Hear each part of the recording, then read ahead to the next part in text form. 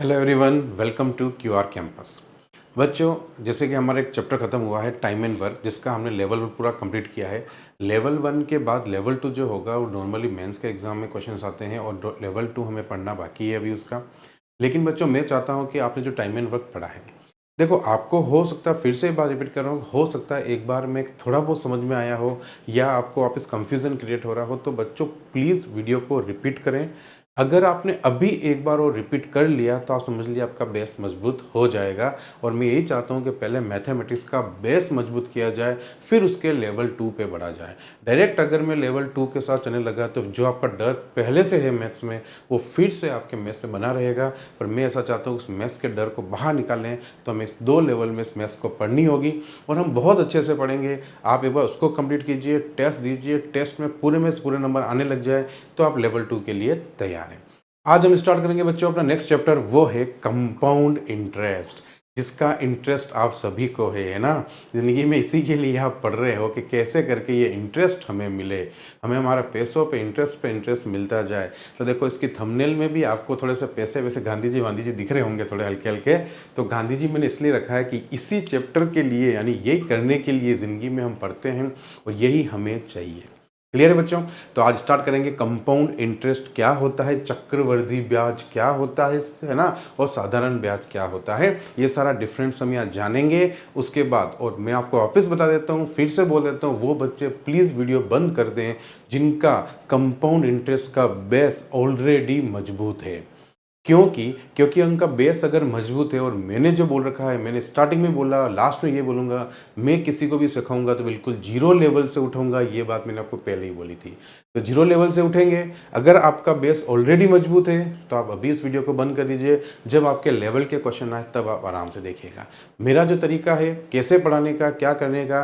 क्योंकि compound interest को solve करने के बहुत सारे तरीके हैं, अलग अलग तरीके हैं। लेकिन मेरी एक बात समझो बच्चों, जब तक कि एक, जैसे मान लो एक छोटा सा एग्जांपल बताता हूँ मैं कैसे, क्यों ऐसा बोल रहा हूँ समझना। जैसे कि एक बिल्डिंग बनती है, अगर वो बिल्डिंग पूरी खड़ी होगी, उसके बाद उसके कमरे बनेंगे, उसमें अगर फ्लैट्स बनेंगे, तो अंदर डेकोरेशन का काम आप कर सकते हो, यानी कौन सा पेंट करवाना है ये सोच सकते हो, उस पेंट पे और क्या कौन सी फ्रेम लगानी है सोच सकते हो। कुछ भी चीज़ तब सोच सकते हो जब वो नीचे बिल्डिंग खड़ी होगी। सिर्फ उस कमरे के बारे में सोचना कि मैं सब कर लूँगा, ये भी कर लूँगा, ये भी कर लूँगा, ये भी कर लूँगा। तो अगर मैं सीधा आपको अभी कमरे वाली बातें करूँ, यानी बच्चों इस क्वेश्चन को, इस टाइप के क्वेश्चन को ऐसे करना, इसको ऐसे करना, अलग अलग ड्यूरेशन करूँगा, तो बेटा आप बहुत कंफ्यूजन जो होते हैं ज़िंदगी में वही होगे।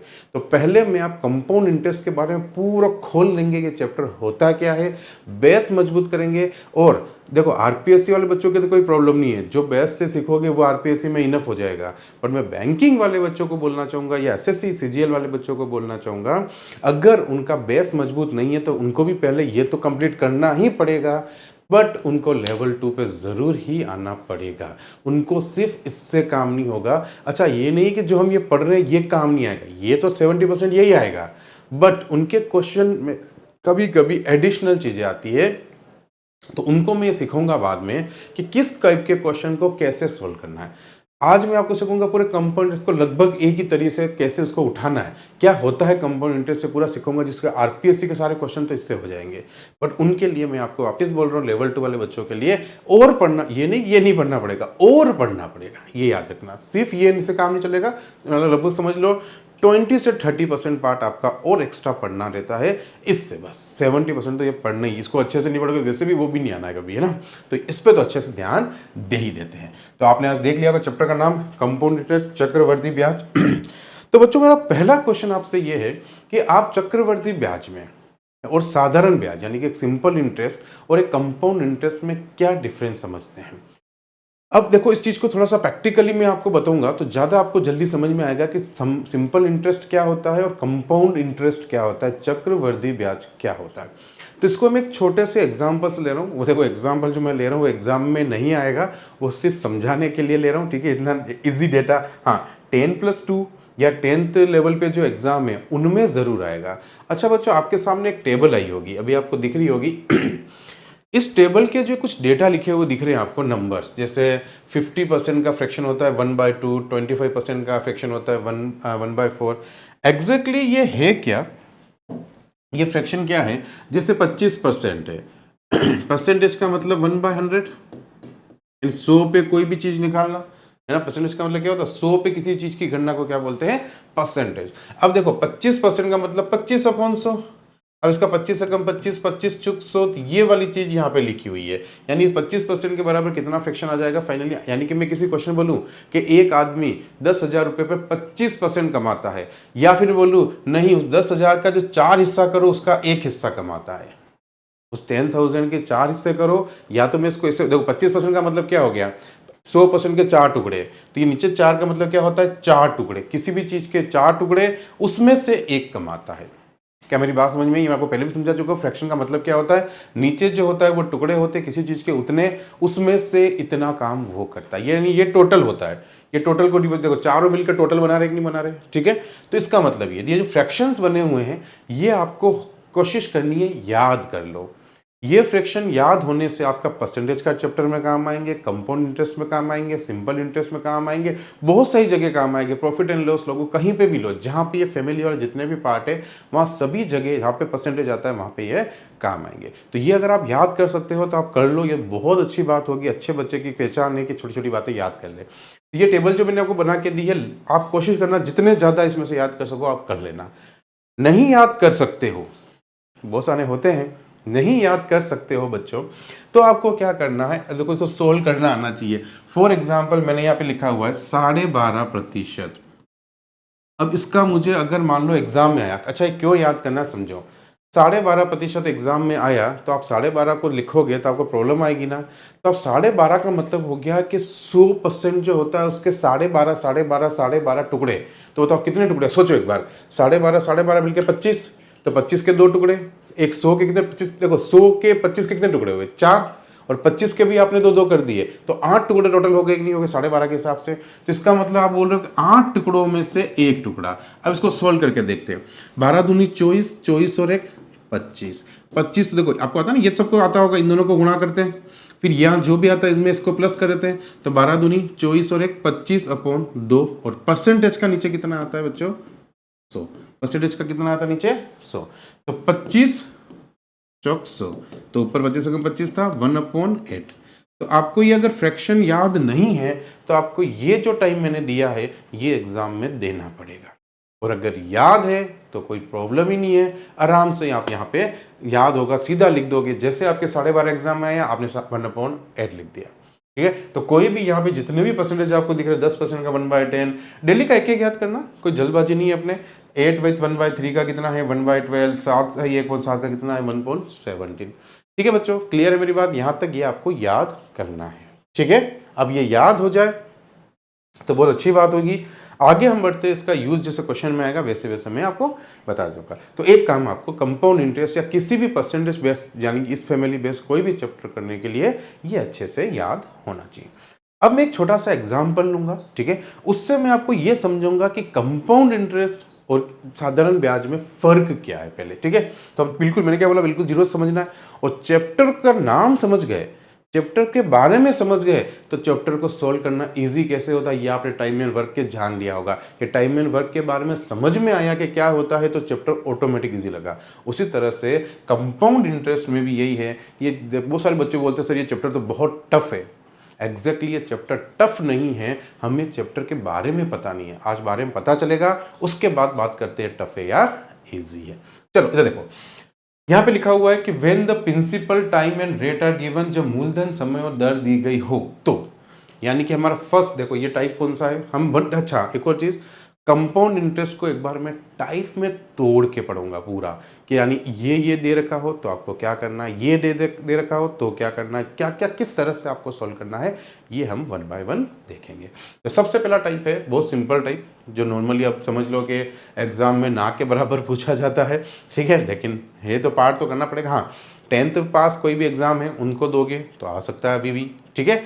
12th पास चांसेस है पर कम है, पर आ सकता है, ये नॉर्मली क्वेश्चन, ठीक है। पर नॉर्मली इतना आप इजी क्वेश्चन देते नहीं है, पर ये सिर्फ एक चैप्टर को बेस को समझने के लिए जरूरी है, मुझे आना चाहिए। देखो यहां से स्टार्ट करेंगे बिल्कुल इजीएस्ट क्वेश्चन से। अब बच्चों मुझे एक बात बताओ, जैसे ये क्वेश्चन है, इस क्वेश्चन को हम प्रैक्टिकली सोचेंगे, और पूरे कंपाउंड इंटरेस्ट को करते समय हम जैसा कि हम हर चैप्टर को करते प्रैक्टिकली नॉलेज लेंगे। मैं आपसे एक क्वेश्चन पूछना चाहूंगा, उसका जवाब दीजिएगा। आपके सामने कितने जने ब्याज पे पैसा लेते होंगे, कितने जने ब्याज पे पैसा देते हो सकता है आपके फादर ने भी कभी पैसा किसी को उधार दिया हो, आपके ब्रदर ने दिया हो, है ना, किसी ने भी आपको पैसा उधार दिया हो। आप अच्छा एक बात बताओ, जब वो इंटरेस्ट लेते हैं, जब वो क्या करते हैं, इंटरेस्ट लेते हैं, ठीक है, मैं इसलिए हटा देता हूँ कि आधे बच्चे क्या क्वेश्चन पे मेरी देखा है मैंने ऑफलाइन में कि अगर कोई बात अच्छी बता रहे होते हैं, उनके सामने क्वेश्चन आ जाता है, बहुत सारे बच्चों को ड्यू लगता है जल्दी जल्दी कर लूँ, बस मेरे को करना है, फटाफट फटाफट कर लूँ, उसके बाद बैठे बैठे देखूंगा, आराम से सब कर रहे होंगे। तो बेटा अभी हम कुछ बातें सुन लेते हैं, इसलिए मैंने हटा दिया स्क्रीन से, तो आप उसको कर नहीं पाओ और मेरी बात को एक बार सुन लो, है ना। देखो इधर, तो मैं आपको क्या बता रहा था कि देखो, आपने कभी भी देखा होगा कि यार बहुत जन एक दूसरे को पैसे उधार देते हैं। अच्छा, आपने कभी ऐसा देखा है जैसे फादर ने कभी पैसे उधार दिए और उससे इंटरेस्ट लेने गए तो वो बैठे हों कि अच्छा चक्रवृद्धि ब्याज पे पैसे उधार लिए थे तेने, ओके इधर काम कर, तू मुझे काम कर, चल ला फॉर्मूला ला, तो वो बैठे बैठे से फॉर्मूला लगा रहे होंगे, ला कंपाउंड इंटरेस्ट चक्रवृद्धि ब्याज बराबर मूलधन इंटू 1 प्लस दर की अपॉन 100 की पावर समय माइनस प्रिंसिपल। आज तक यानी मूलधन, हिंदी में भी लिख देता हूं, मूलधन इंटू 1 प्लस दर अपॉन 100 मूलधन बराबर चक्रवृद्धि ब्याज।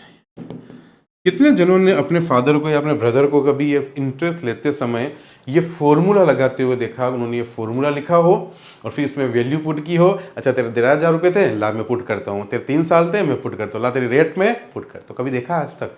नहीं देखा। पर आप एक चीज़ नोटिस करना, कभी भी उनके गड़बड़ नहीं हुई, उनके 1 रुपया भी वो कम लेते हैं, है ना। ऐसा कैसे कर लेते हैं जबकि उनकी तो मैथ्स में कभी उनको तो ये फॉर्मूला याद भी नहीं होगा, पूछ के देखना, तो कर कैसे लेते हैं। तो एग्जैक्टली क्या, स्कूल के टाइम में तो हमें क्या होता था, इनको लिखने के नंबर्स मिलते थे, यानी इसके साथ सॉल्यूशन नहीं करते थे तो नंबर देते थे, अगर सीधा लिख देते थे वहां तो लिखना जरूरी था। बट अब कंपटीशन एग्जाम में तो ऑब्जेक्टिव टाइप है, हमें किससे मतलब है, आंसर से, न कि पूरा डेरिवेशन करना है कि यार कैसे हुआ, हमें सिर्फ आंसर चाहिए। तो हम इस क्लास में अब यहाँ पे जो सीखेंगे, इस प्लेटफॉर्म पे हम ये सीखेंगे कि क्यूआर कैंपस आपको कैसे देखना, सारी चीज़ें, आप मैथ्स हो चाहे रीजनिंग हो, सारी चीज़ें कैसे जीरो लेवल से उठाएगा और कैसे इनको इजी करेगा, ये आप नोटिस करोगे, ठीक है। अब देखो, अब इसके बिना तो सबसे बड़ी तकलीफ क्या थी, ये फॉर्मूले में वैल्यू पुट करना, और वैल्यू में ऐसा नहीं है आंसर नहीं आएंगे, इसमें वैल्यू से आंसर आ जाएंगे, बट ये बहुत टाइम कंज्यूमिंग है, ठीक है। तो हम पहले सबसे पहले चैप्टर को समझते हैं, इस फॉर्मूले पे आएंगे।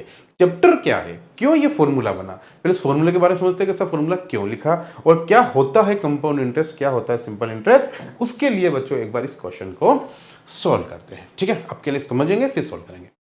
यहाँ पे आपके सामने बहुत सिंपल एग्जांपल लिया, ये नॉर्मली आएगा नहीं एग्जाम में, ऐसा नहीं कि आएगा वो सिंपल ले लिया है ना, अभी आगे आएंगे धीरे धीरे टफ लेंगे, ठीक है।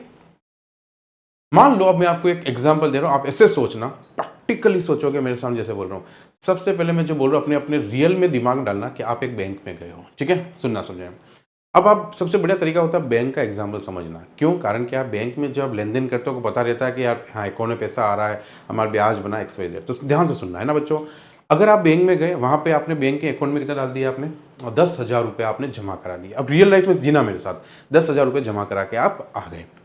अब बैंक ने आपको बोला कि मैं आपको कितना % रेट दूंगी, अब बैंक बोला मैं आपको 10% रेट हमारी तरफ से आपको मिलेगी। अब क्या, पहली बात ये बताओ कि बैंक जो रेट देता है वो एनुअली देता है या हाफ ईयरली देता है या मंथली देता है।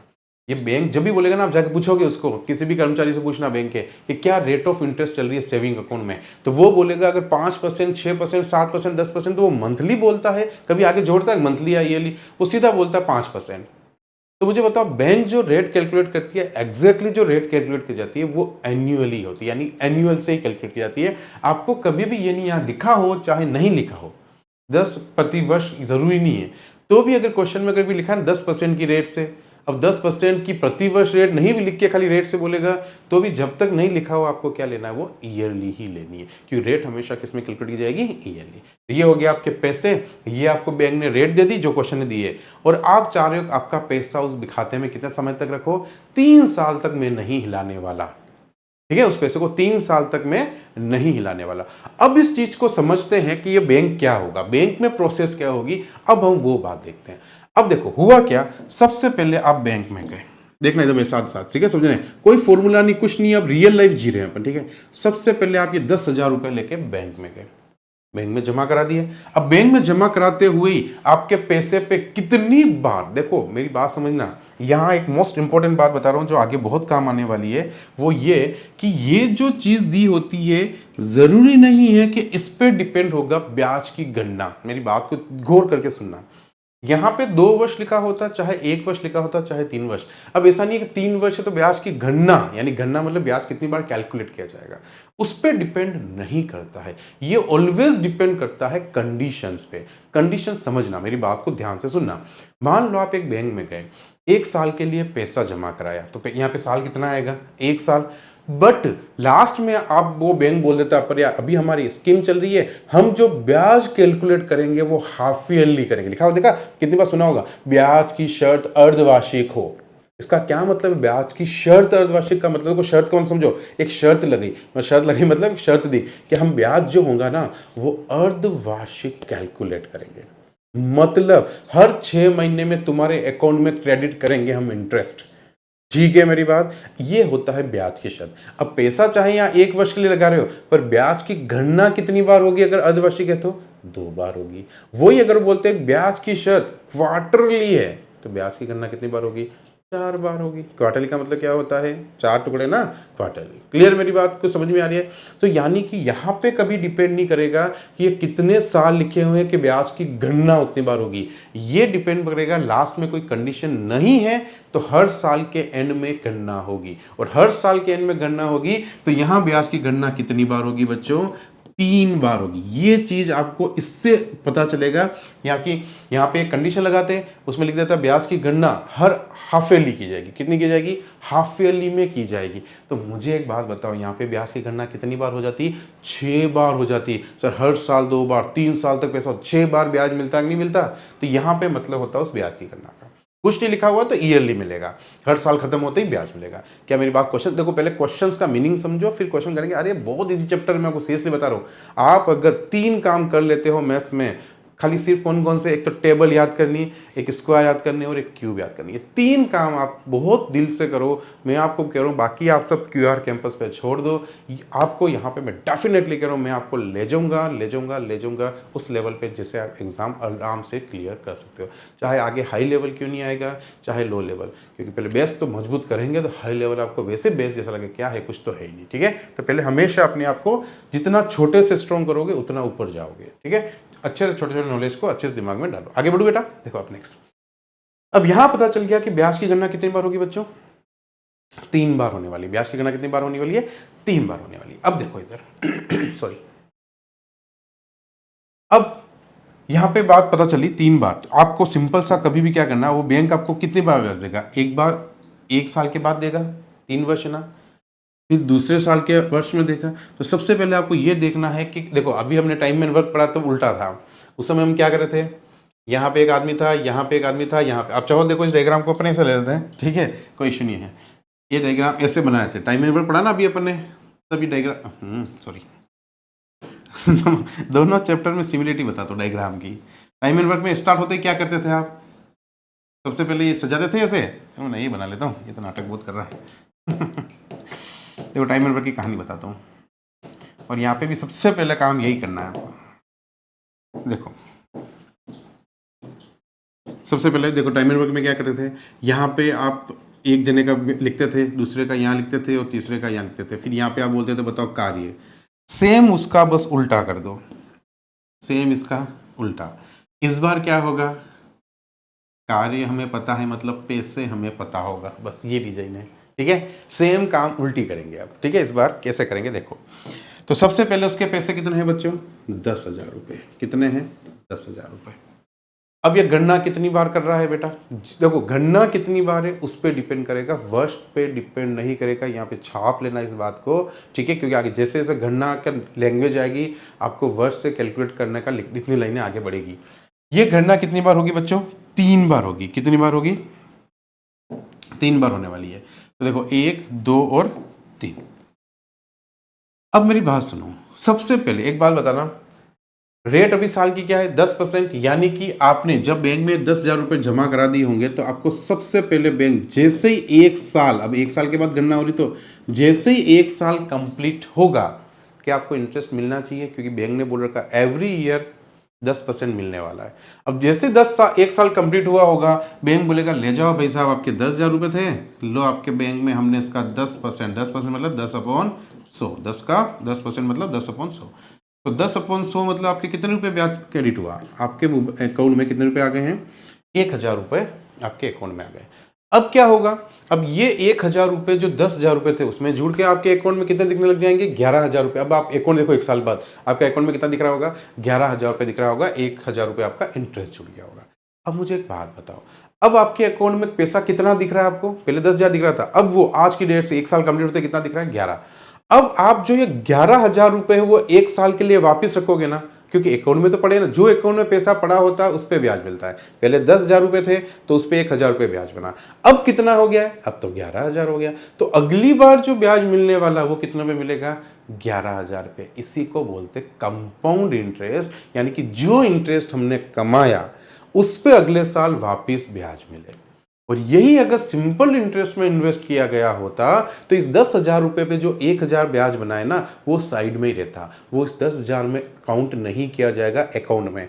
अगले साल भी वापस 10,000 पे ही 1,000 रुपये मिलता और अगले साल भी वापस 10,000 पे 1,000। ये होता है सिंपल इंटरेस्ट। और कंपाउंड में क्या हो गया, जो जो ब्याज जुड़ता जा रहा है अगली बार उन पे भी इंटरेस्ट मिलता जा रहा है। ये डिफरेंस है और कोई डिफरेंस नहीं है दोनों चैप्टर्स में। ठीक है, अब देखो इस क्वेश्चन में, अब ये बिना फॉर्मूले के हम कैसे सोचे, जल्दी कैलकुलेशन कैसे करें, 3 काम आपके दिमाग में है, पहाड़े, स्क्वायर, क्यूब, तो ये काम कैसे जल्दी होंगे। देखो इन फ्यूचर जब हम वापस पढ़ेंगे लेवल 2 में जब हम जाएंगे इसके, तब मैं आपको क्वेश्चन के हिसाब से बताऊंगा कि इस क्वेश्चन को इस तरीके से करो, इसमें ये लगाओ, सक्सेसिव का फॉर्मूला लगाओ, x + y - xy/100। देखो बहुत सारे बच्चे ये सोचते होंगे कि मैं अगर अभी ये बातें नहीं कर रहा हूँ सक्सेसिव की या इंक्रीजमेंट की या किसकी भी ऐसी बातें नहीं करूंगा, तो उसके पीछे कारण है क्योंकि अभी मैं उन बच्चों को लेके सोच रहा हूँ दिमाग में जिनकी मैथ्स बिल्कुल नहीं आती। और वो बच्चे अगर ये सोच रहे हैं कि सर ऐसे कर रहे हैं, सर इससे बढ़िया सक्सेसिव इंक्रीमेंट से कर लीजिए, तो वो सब चीज़ें बेटा फ्यूचर है, वो अभी मत देखो। एक बार जो मजाक समझो, एक बार कार चलाना सीखोगे तो स्पीड बढ़ाओगे, बिना कार चलाए सीखने तुम स्पीड क्या करोगे, ढूंढ करोगे, बेटे बेटे स्पीड कैसे बढ़ाओगे। पहले क्या आना चाहिए, चलानी आनी चाहिए, यानी कंपाउंड इसको चलाना आ जाए, क्या कैसे चलता है, चाहे उसमें मान लो उस तरीके से मान लो आपको लग रहे होंगे मान लो 30 सेकेंड और इससे लग रहे होंगे मान लो 40 सेकंड, इस तरीके से 40 सेकंड, उस तरीके से 30 सेकंड, पर हो तो रहा है, कार चलने तो लगी है। अब वो 10 सेकंड कैसे बचाने, वो बात की बात है। कार चलाना स्टार्ट करो, हर क्वेश्चन सोल्व तो हो एक बार, तरीके फिर फास्ट करने के तो हम बाद में चेंज करेंगे, पहले उस पर मत जाना कोई भी। मैं आपको वापस बोल रहा हूँ, मेरी क्लास में फिर से बोल रहा हूँ, वो जने बैठना जिसको अपना बेस मजबूत करना है, वो मत बैठना जिनको लगता है यार इसको तो मैं ऐसे कर लेता, इससे मेरे 10 सेकंड बच जाते, इससे मेरे 15 सेकंड बच जाते, तो वो बात फ्यूचर की है। ठीक है, क्योंकि मेरे को पहले बेस पूरा इससे समझाना है कि जैसे आप है ना रियलिटी जी रहे हो, जिंदगी में जैसे जीते हो वैसे जियाना है। चलो देखते हैं। तो देखो यहाँ पे क्या हुआ, 1,000 रुपये। अब यार सोचना, प्रैक्टिकली सोचना, जैसे ये साल कंप्लीट हुआ 1,000 आ गए, अगला साल दूसरा साल आपका फिर से कंप्लीट हुआ, ठीक है, दूसरा साल कंप्लीट हुआ, रेट तो अभी भी कितनी परसेंट है, इस साल भी 10% है। तो जैसे सेकेंड ईयर का एंड होगा, बैंक बोले, आप जाके बैंक में बोलोगे लाओ मेरे पैसे के 10,000 रुपये जो मैंने जमा कराया उसका ब्याज दो, तो आपका बैंक में जो 10,000 रुपये पड़े तो बैंक इस पे वापस आपको 1,000 रुपये ब्याज देगा। पर आपने बोला बेटा अब काम नहीं चलेगा, मैंने तुम्हें चक्रवृद्धि ब्याज पे दिया न कि साधारण ब्याज पे, तो तुम उस बैंक वाले को बोलोगे इस पे तो तुम मुझे 1,000 रुपये दे रहे हो, चलो ठीक है देने ही पड़ेंगे तुम्हें 10%, है ना, अभी निकाले थे ना अपन ने। लेकिन इसका क्या, ये भी तो मैं तुम्हारे अकाउंट में डाल के रख रखा है 1 साल पहले वाला, तो तुम बोलोगे यार ले, वो बैंक वाला बोलोगे ला तू इस पे भी 10% और ले ले।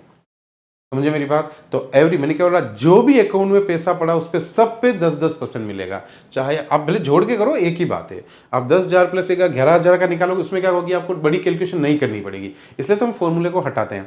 अब बताओ आपको 10,000 रुपये अगर 10% वापिस मिलने वाला है तो 10,000, देखो ये 1,000 रुपये, इस 1,000 रुपये अगर आपको 10% मिलने वाला है तो यही करोगे आप, तो आंसर कितना आया, 100 रुपये और मिले।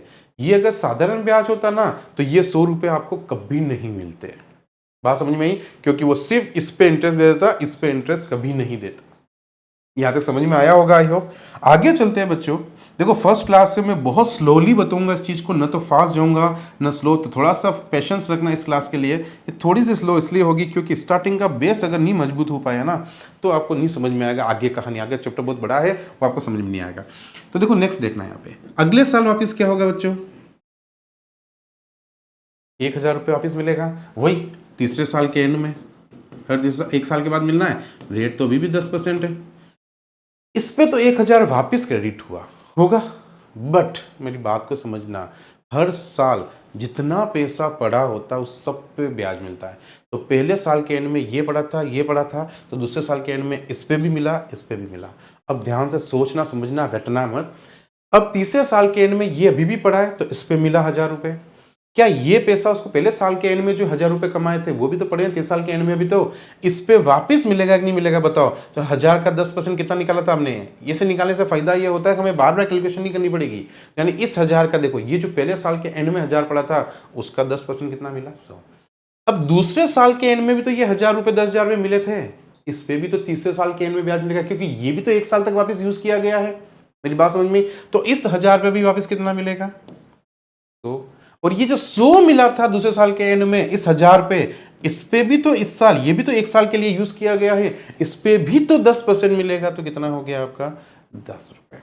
इसका मतलब हम पूरी कहानी में ये समझना कि जिस साल जो रेट इंटरेस्ट बनता है अगले साल उस पे फिर 2 इंटरेस्ट बने हैं तो दोनों पे देखो, उन पे तो ही है, इस पे और इस पे तो है ही है, साथ साथ तीनों पे। यानी कि जिस साल को कर रहे हो उसके पीछे के जितने इंटरेस्ट लिखे हुए हैं उन पे उस साल में फिर से इंटरेस्ट मिलेगा। तो यहाँ पे 1 2 3 इंटरेस्ट लिखे गए थे, ये पहले साल का है, दूसरे साल के दोनों। तो ये पहले साल का जो मूलधन का था उस पे 100 मिले, दूसरे साल के जो मूलधन का था उस पे 100 रुपए मिले, तीसरे साल ये ब्याज का जो ब्याज था उस पे 10 रुपए और मिले थे तीसरे साल में। मेरी बात समझ में? तो ओवरऑल बात करूं तो आपको 3 साल में कितना इंटरेस्ट मिला, अच्छा कंपाउंड इंटरेस्ट इसमें कितना हुआ, चक्रवृद्धि ब्याज कितना हुआ, तो आप बोलोगे सर ये पूरा जितना भी है, ये पूरा ब्याज जो हमने कमाया 3 साल में इसको बोलते कंपाउंड इंटरेस्ट, चक्रवृद्धि ब्याज। क्या मेरी बात समझ में आई? इसको बोलते हैं चक्रवृद्धि ब्याज। और यही वाला ब्याज अगर मैं ये वाली चीज यहां से हटा दूं, ये पोर्शन को ना देखूं, सिर्फ इन तीनों को देखता हूं, तो इन तीनों का जो ये केस बना है ना, ये हटाने के बाद ये जो पोर्शन बचा है इसको बोलते हैं एसआई, सिंपल इंटरेस्ट, यानी कि साधारण ब्याज। ये दोनों में फर्क है। अब आपको फर्क समझ में आएगा कि साधारण ब्याज क्या होता है और चक्रवृद्धि ब्याज क्या होता है। ये उन बच्चों को ज्यादा अच्छा लगेगा जो बिल्कुल पहली बार कंपाउंड इंटरेस्ट को अच्छे से समझ रहे हैं। ठीक है, तो यहां तक आपको समझ में आया होगा। अगर इस एग्जाम्पल को आप उतारना चाहो उतार लीजिए। अब क्वेश्चन देखो यहाँ पे क्या क्या पुटअप करता है और हम क्या क्या आंसर देते हैं। जब देखो पहली लाइन हमारी क्या थी, जब मूलधन मूलधन, दर और समय, ये 3 चीजें आपको गिवन हो तो उस केस में आपको इस तरह से एक बार सॉल्व आउट करना है अभी इनिशियल में, जब तक हमारा बेस मजबूत हो, जैसे इनको करना है। जैसे ही बेस मजबूत होगा मैं आपको बहुत सारे अलग अलग तरीके से कहूंगा कि कैसे इस पूरी रेट को एक रेट बनी जाती है, 3 साल की रेट को 2 साल की एक रेट बनी जाती है, कैसे इसको ना सक्सेसिव मतलब डिस्काउंट क्या सॉरी इंक्रीमेंट में कैसे कन्वर्ट किए जाते हैं रैंक को, वो सारा चीज़ मैं आपको सिखाऊंगा। और एक ही रेट से कैसे, कोई बहुत सारे बच्चे मुझे जो ऑफलाइन में पढ़े उनको पता होगा मैं कैसे पढ़ाता हूँ, लेकिन पहले बेस, ठीक है, पहले आप इसको चीज को समझो, समझ के करोगे चैप्टर इजी लगेगा, फिर आपको वो भी समझ में आएगा। सीधा मैं आ जाऊंगा कि रेट को कैसे मिक्स करते, तो आधे बच्चे फिर से भाग जाना है कि यार ये तो वही वाली बात हो गई, जब अभी तक नहीं आया आज वापस नहीं आएगा। ठीक है, चलो तो बस का स्क्रीनशॉट ले लीजिए, इसके बाद इस पे क्वेश्चंस करते हैं हम लोग। अब देखो बच्चों इस पे क्वेश्चन कैसे कैसे पूछता है। मान लो इसने अभी क्या पूछा लास्ट में, चक्रवृद्धि ब्याज याद करो, तो आप चक्रवृद्धि ब्याज क्या बोलोगे, 1 2 3,310। चक्रवृद्धि ब्याज कितना मिला, 3,310, तो 3,310 रुपए आपका क्या हो जाएगा, आंसर हो जाएगा। अब मान लो बच्चों वो यहां ये नहीं पूछ के ये पूछता, बताइए साधारण ब्याज और चक्रवृद्धि ब्याज में अंतर क्या है, दोनों में क्या डिफरेंस मिला, ये पूछता, तो आप मुझे बताइए क्या आंसर देते हैं आप लोग। देखो ये पूरा चक्रवृद्धि ब्याज था और ये पूरा मतलब ये तीनों क्या थे, साधारण ब्याज थे। मुझे बताओ ये तो साधारण ब्याज, ये वैल्यू साधारण ब्याज में भी है, ये वैल्यू चक्रवृद्धि ब्याज में है, यानी ये दोनों तो दोनों के अंदर सेम है। अंतर किस चीज का है, ये तो चीज का एक अंतर है, जो इसके पास है वो इसके पास नहीं है। ये चीज़ें तो इसके पास एक्स्ट्रा है, मुझे बात बताओ, ये वाली चीज़ इसके पास एक्स्ट्रा है कि नहीं है? इसके अलावा कुछ एक्स्ट्रा है क्या इसके पास? नहीं। तो अंतर क्या हुआ? इसको जोड़ लो 310 रुपये का, पूरा जोड़ा 3310, 3000 तो इसके पास भी ना, तो अंतर तो 310 ही आएगा माइनस करोगे तो एक तो आप ऐसे करोगे, सबको जोड़ो, फिर साधारण ब्याज को जोड़ो, फिर अंतर करो। एक दिमाग लगाओ कि जो चीज़ें सेम होती है तो सेम रहती है, अंतर किसको बोलते हैं?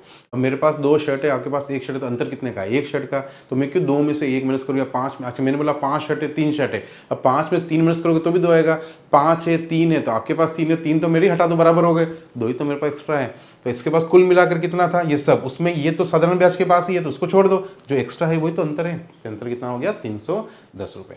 और क्या बोल सकता है बताइए? दूसरे साल और पहले साल के ब्याज का अंतर कितना है चक्रवृद्धि ब्याज में? देखो यहाँ लास्ट में लैंग्वेज कुछ भी बन सकती है, हमारा मेन फोकस किस पे होना? मैथ्स को सोल्व करने के लिए पैटर्न देखना। जैसे मैंने पहला पैटर्न देखा, देखो जैसे जैसे हम टाइप बढ़ेंगे आगे जाके मूलधन गायब होगा, दर गायब होगी, समय गायब होगा, बहुत सारी चीजें आएगी, कंडीशंस आएगी, बहुत सारी चीजें आएगी। पर अभी से बेस मजबूत करता लो। जिस क्वेश्चन में नहीं, देखो मैं वैसे भी ये कंपोनेंट ऐसे बनूंगा सीडी वाइज, पहला क्वेश्चन समझ में आएगा तो दूसरा आएगा, फिर तीसरा, चौथा, पांचवा, ऐसे सब समझ में आ जाएंगे। तो यहाँ पे 3 चीजें जब दे रखी हो तब हम ये यूज करेंगे, और इसमें क्वेश्चन कुछ भी हो कोई फर्क नहीं पड़ता है। वो दूसरे साल और पहले साल के चक्रवृद्धि ब्याज के अंतर बोलेगा तो 100 रुपए, वो तीसरे साल और दूसरे साल के चक्रवृद्धि ब्याज के अंतर पूछेगा तो 1000 और 100, 1000 और 100 कट जाएगा तो 110 रुपए। सेम चीज हटा दो, जो अंतर पूछे तब भी तो 110 रुपए। चलें आगे बच्चों, नेक्स्ट क्वेश्चन की तरफ पढ़ें। चलो नेक्स्ट क्वेश्चन देखते हैं आप इसका, ये तो अपने मूल फॉर्मूला हो गया। नेक्स्ट क्वेश्चन देखो, ये वाला क्लियर है? चलिए बच्चों इस क्वेश्चन को सॉल्व करते हैं।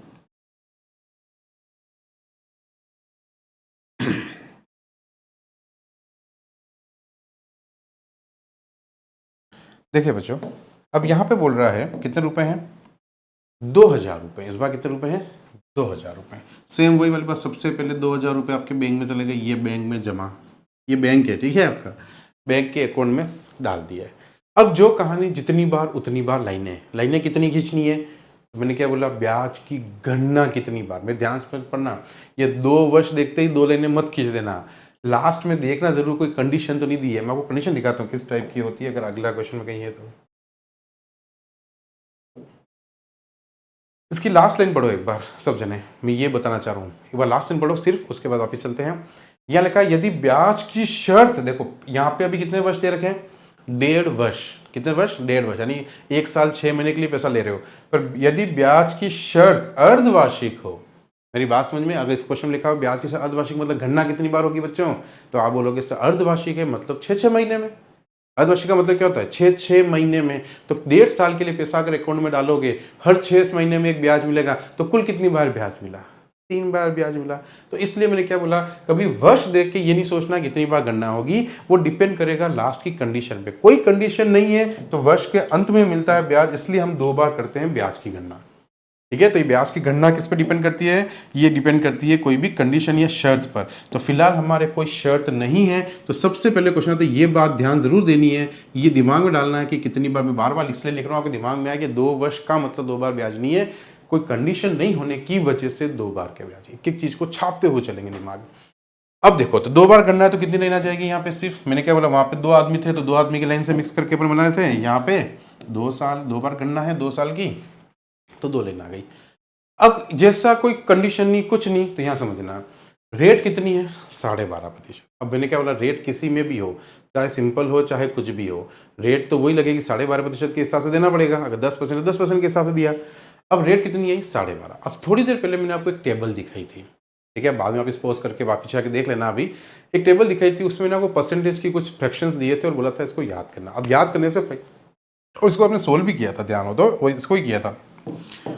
तो जैसे आपको 12.5% आया, और आपको अगर अच्छे बच्चे होना अगर ये याद है, जैसे 12.5 का मतलब 1/8 होता है, तो आपके है ना एग्जाम में ये टाइम बचेगा, ये वाला। ये 12.5 को आप लिखोगे 12 दूनी 24 में 25/2, फिर आप 5 से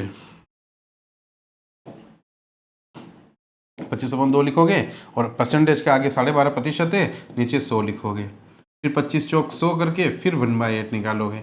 ये जो टाइम आपने सेकंड में कुछ लगाया, 3-4 सेकंड खाए इसके, ये टाइम बच जाएगा अगर आपको ये याद होगा तो, ठीक है। अब हुआ क्या, अब मुझे पता चल गया। अब देखो 12.5% का मतलब कितना हो गया? 1/8, यानी मैं 12.5 लिखूं या 1/8 लिखूं, दोनों क्या है, बीच में क्या आ रहा है? बराबर बात है। बराबर का मतलब क्या, ये लिखो या ये लिखो, आंसर सेम ही आएगा। मैं 1 रुपए के 8 टुकड़े करके उसका 1 टुकड़ा पूछूं या उसका 12.5% पूछूं प्रतिशत में, तो एक ही बात है। ये मतलब इसका मतलब इसके 8 टुकड़े हैं, उसका 1 टुकड़ा निकल जाएगा इससे। 2000 के 8 टुकड़े करने पर 1 टुकड़े की वैल्यू कितनी होगी, इसका मतलब समझे आप, फ्रैक्शन का मतलब क्या होता है।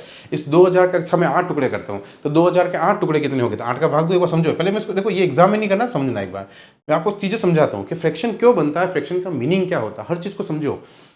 8 के 8, 8 दूनी 16, कितने बचे, 4, 8 बचे 40। मुझे बताओ 8 टुकड़े 250 के बने नहीं बने, 250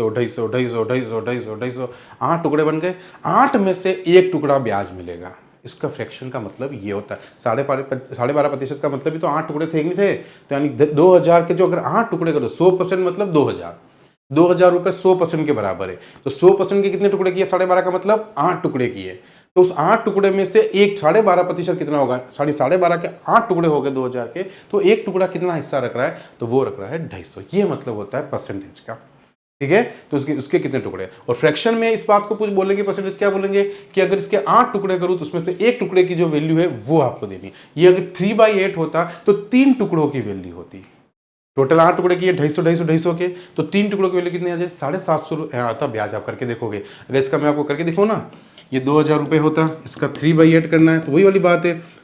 8 का भाग दिया आपके 250 आया, 250 इंटू 3 किया नहीं किया, 3 क्यों किया, इसलिए किया। हर चीज़ का मीनिंग समझ में आ रहा है, बोला था जीरो से सिखाएंगे, बिल्कुल जीरो से हर चीज़ का मीनिंग बताते हुए कि फ्रैक्शन का मीनिंग क्या होता है, किसका मीनिंग क्या होता है, ठीक है। और ये फ्रैक्शन के मीनिंग अभी भले काम नहीं आ रहे, मैं आपको बोल रहा हूँ, अभी आपको जरूरत नहीं है कि आपको इसे पता है कि 1/8 करना है तो इसको कैसे करना है, पर ये फ्रैक्शन की मीनिंग बेटा आपको बहुत जब काम आई ना तब आपको समझ में आएगा, अरे यार इसलिए होता था क्या। तो हर चीज़ का नॉलेज होना बहुत ज़रूरी है।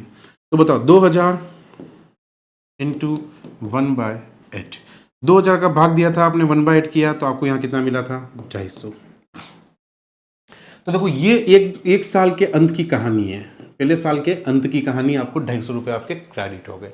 अब जैसे अगला साल आएगा, अब तो मेरे प्यारे बच्चों आप बहुत इंटेलिजेंट होंगे 2 साल का अंत आएगा ना, अगला साल वापिस होगा, उसका अंत आएगा, तो वापिस 1/8 की इंटरेस्ट रेट यानी वही 12.5% मिलेगी। तो फिर से क्या होगा, आपको इस 2000 रुपये पर 250 रुपये ब्याज मिलेगा, ये सुनो समझो, 250 रुपये मिलेगा, नहीं बैंक देगा नहीं देगा, या तेरा मूलधन पड़ा ये ले तो 250 रुपये ब्याज दे देगा। अब पर आप बोलोगे भाई साहब कंपाउंड इंटरेस्ट न कि सिंपल इंटरेस्ट, तो ये तो आपको मिल गया। अब आप किसके लिए और बोलोगे, इसका कौन देगा, तो वो बोलेगा ले बेटा, तो बहुत याद रखता है ना, घना ध्यान रहता है, पैसों का मामला है तो कहीं नहीं भूल रहा है ना। तो 250 का 1/8, बात समझ में आई कि नहीं आई। तो 250 रुपए के वापस कितने टुकड़े होंगे, 8 टुकड़े, समझे मेरी बात, उसका 1 टुकड़ा और मिलेगा आपको। इसका 1/8 का मतलब समझ में आ गया।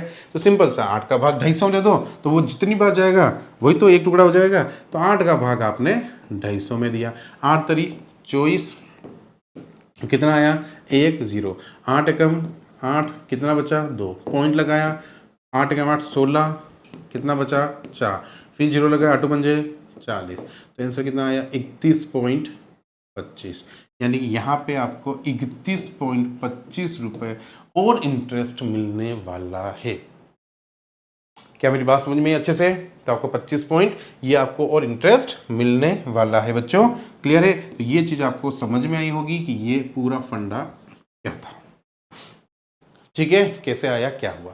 अब आपसे पूछता है बताइए चक्रवृद्धि ब्याज कितना है, तो आप बोलोगे, उसने यही पूछा ना चक्रवृद्धि ब्याज कितना है, तो आप बोलोगे सर 250 जोड़ लो, 500 और 500 में 31, तो 531.25 रुपये आपका परफेक्ट आंसर होगा। तो 531.25 रुपये आपका परफेक्ट आंसर हुआ। मेरे हिसाब से बेस समझ में आ रहा होगा। हम कंपाउंड का बेस अगर समझ गए तो आगे बेटा सब कुछ समझ जाओगे, और ये नहीं समझे हो तो रिपीट करके आगे बढ़ना बेटा, कोशिश ही मत करना, है ना। आगे बहुत चक्कर आने, पर वो चक्कर तब तक आने जब तक ये हर क्वेश्चन का कॉन्सेप्ट क्लियर नहीं होगा, तो ठीक है। बाकी तो बहुत ईजी है चैप्टर, आपको मैं कह रहा हूँ पूरी मैथ्स ही आपको देख रहा कब खत्म होगी, आप कभी बोलोगे नहीं मैथ्स टफ ही लगी कैसे खत्म होगा। ऐसा बोला है मेरे साथ मेरे बच्चों ने, जो मेरे ऑफलाइन मेरे साथ पढ़ते हैं, वो बोलते हैं अक्सर हमें नहीं पता चला कि मैथ्स पढ़ लिए हमने, हमें पता ही चला हम मैथ्स सीख गए। ऐसा आप भी बोलोगे, थोड़ा सा पेशेंस रखो, थोड़ा टाइम दो मुझे, मेरी बात वापस मानना, मॉक टेस्ट ज़रूर ज़रूर ज़रूर देना पढ़ने के बाद, तभी आपको रियलाइज़ होगा कि मैं पढ़ा जो मैं दिमाग कैच कर पा रहा है या उसको अभी तो समझ में आ रहा है, क्या मैं उसको वापस से रीड करते हो इस टाइप के क्वेश्चन को। देखो अभी आपके अंदर डर क्या होता है, जब वापस पढ़ते हो आपको समझ में नहीं आता क्या करना है। अब आप उस समय क्या करते हैं पता है, आप पुराना याद करने की कोशिश करते हो, मैंने उस समय क्या किया, उस समय कैसे किया, उस समय कैसे किया। ऐसे मत करो।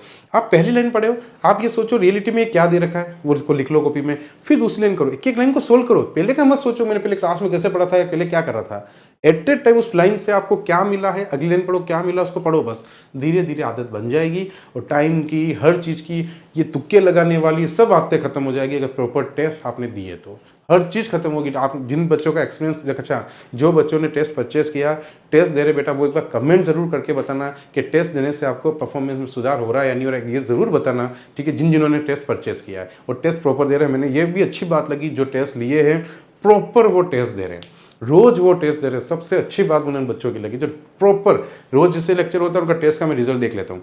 अच्छा एक चीज़ और बोल देता हूँ, कोई बच्चा इस डर से टेस्ट नहीं दे रहा है कि हाँ मेरा रिजल्ट सब देखते हैं, तो बच्चा मुझे आप व्हाट्सअप कर देना या एक काम करते हो, कोई व्हाट्सअप मत करना, मैं आप बोलो तो आपके सबके सामने आपकी रैंक हटा दूँ, मुझे मैसेज कर देना। चलो एक काम करो, कोई बच्चा चाहता नहीं हो तो एक काम करो, आप व्हाट्सअप पे मुझे नंबर दे रखा है, वहाँ पे ये कर देना, सर इनिशियल है, अभी मैं नया नया सीख रहा हूँ, खाली इतना लिख देना सर हाइड, या फिर सर मैं रैंक शो ना करें, मैं आपकी रैंक उसका जो होगा उसकी रैंक शो नहीं होगी, वो सिर्फ आपको दिखेगी जब आप टेस्ट सबमिट करोगे, आपको दिखेगी आप किस रैंक पे आए हो, न तो मुझे दिखेगी न किसी को दिखेगी उसके बाद कि आप किस रैंक पे आए। बस इतना और कर देता हूँ आपके लिए, क्लियर है। सिर्फ आपके टेस्ट पे आप देख पाओगे कि आप फर्स्ट आए हो, लास्ट आए हो, क्या हो। अब तो खुश, अब कोई दुनिया नहीं देखेगी, न मैं न दुनिया, क्लियर है। अब ये कर दूंगा, व्हाट्सअप जरूर कर देना। इनिशियल में आपको डर लगता है, हर चीज़ कर लो, कोई इशू नहीं है, मेरे बुरा नहीं, आपको कर दूंगा। मुझे पता है इनिशियल में इन चीज़ छोटी छोटी बातों की वजह से हम बहुत सारे काम नहीं कर पाते हैं, ठीक है। हम किसी को अपने आप की कमजोरियाँ नहीं दिखा पाते, मैं भी नहीं देख पाऊंगा, कोई नहीं देख पाएगा, बस आप देखोगे, ठीक है। चलो मुझे मैसेज जरूर कर देना अगर किसी को हाइड होना इस वजह से वो टेस्ट नहीं दे रहा है। चलो देखो आगे, ये समझ में आ गया बेटा, नेक्स्ट चले।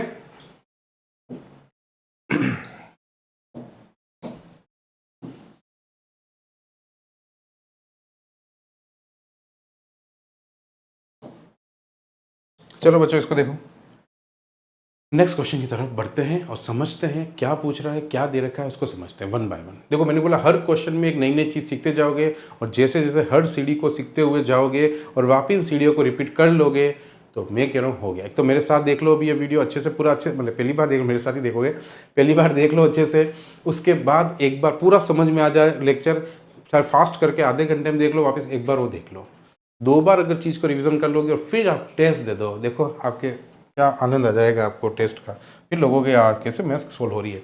कैलकुलेशन स्पीड आपको बढ़ानी पड़ेगी, कुछ कैलकुलेशन के वीडियो में डालूंगा कैसे बढ़ाते हैं एंड मल्टीप्लाई वगैरह, बट आपको पहाड़ हो तब तक याद करके रखो, ठीक है, पहाड़ स्क्वायर क्यू।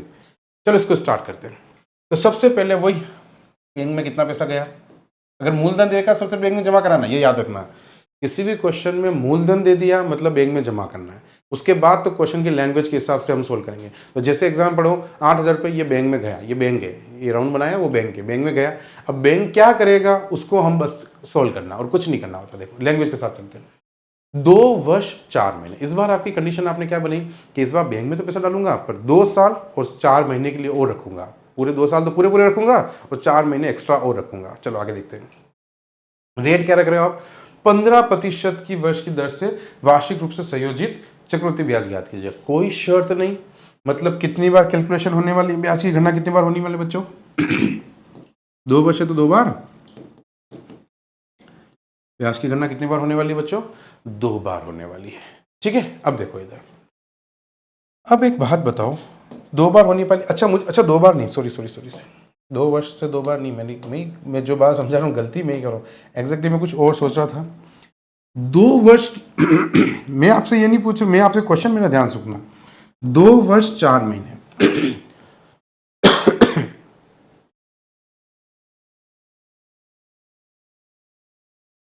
चलिए बच्चों देखो 2 वर्ष कितना महीने हैं, 4। अब एक चीज सोचना, बैंक में डाला पैसा, बैंक जैसे ही कोई शर्त नहीं है तो 1 साल खत्म होते ही एक बार ब्याज की गणना कर देगा, ये तुम्हारा ब्याज, फिर दूसरा साल खत्म होते ही ब्याज की गणना कर देगा, 2 साल हो गए। अब तुमने सिर्फ देखो, अगला बैंक तो चाह रहा है कि तुम और रखो, तुमने 4 रखा, मान लो साल भर के रखने जा रहे थे, मैंने पूरा साल नहीं गया और तुम्हारा 4 महीने होते तुमने पैसा निकालना चाहा या 4 महीने तक की तुम्हारी गणना और देखी गई, ठीक है। तो बैंक ने ब्याज गणना कितनी बार की, 1 साल के अंत में, दूसरे साल के अंत में, और तुमने बोला 4 महीने और रखूंगा तो 4 महीने के अंत में, तो 3 बार गणना होगी, ठीक है। कितनी बार गणना होगी ब्याज की गणना, चाहे समय कैसे भी लिखा हो, गणना कितनी बार होगी। पहला काम आपका सबसे पहले यही है बच्चों कि आपको ये देखना कि ब्याज की गणना कितनी बार, तो यहाँ पे कितनी बार होगी, 3 बार। अब 3 बार कैसे होगी, तो सबसे पहले 3 लाइन तो खींच लें एक बार, क्योंकि हमें पता चल गया कि 1, 2 और 3 बार गणना होने वाली है। अब 3 बार गणना जिस जिस रेट से होगी, कैसे होगी, ये हम इस क्वेश्चन में सीखेंगे। अब मेरी बात प्रैक्टिकली सोचना, तुम एक बैंक में गए, तुमने 8,000 रुपये डाले, तुम्हारे बैंक ने बोला हम रेट कितनी देते हैं, 15% रेट देते हैं, तुमने 15% पे 8,000 रुपये डाल दिए। अब जैसे ही पहला साल होगा, पहला साल, तो तुम्हें बैंक कितना परसेंट देगा, आप बोलोगे सर 15% दे देगा, तो 8,000 का तुम सोचोगे यार 15% निकालना है, तो तुमने, मैं सब लिख रहा हूँ आपके लिए जो बिल्कुल बच्चे नए हैं, बाकी परसेंटेज से आप 00 डायरेक्ट काटो, ऐसे डायरेक्ट करना है फ्यूचर में, फिलहाल अभी इनिशियल है इसलिए मैं डायरेक्ट नहीं कर रहा हूँ कोई भी चीज़। अब 15 इंटू क्या कर देना 8। अब 15 की टेबल अगर आपको याद नहीं है तो आपका क्या होगा, वापस प्रॉब्लम होगी। तो 15 8 120। देखो अगर नहीं याद है तो 15 15 30 15 चौक 60 60 आ गया 4 पे, तो 8 पे कितना आएगा 120 आएगा, तो ये कितना आया 120, और 1 0 ये बचा हुआ है, ये कितना हो गया 1200। यानी कि आपको पहले के एंड में कितना मिला, 8,000 रुपये में कितना रुपये ब्याज मिले, 1200 रुपये ब्याज मिला। क्या यहाँ तक किसी को डाउट है, नहीं, आगे चलते हैं। अब 1 साल खत्म, अब जैसे दूसरा साल खत्म होगा, कितना साल, 2 साल पूरे हो जाएंगे, दूसरा साल एंड होगा, तो दूसरे साल के एंड में रेट तो वही है, तो फिर से आपको कितने रुपए मिलेंगे बच्चों, 1200 रुपये मिल जाएंगे। यहाँ पे भी कोई दिक्कत नहीं आई आपको, लेकिन अब यहाँ पे मेरी बात सुनना, अब 2 साल हो गए, अब यहाँ पे सिर्फ 4 महीने और रहे, यहाँ पे कितने महीने रहे, 4 महीने, न कि पूरा साल। अब बैंक कितना, अच्छा एक बात सोचो, तुम बैंक में गए और बैंक ने बोला हम तो साल की 12% रेट देते हैं, कितने परसेंट रेट देते हैं, 12% देते हैं।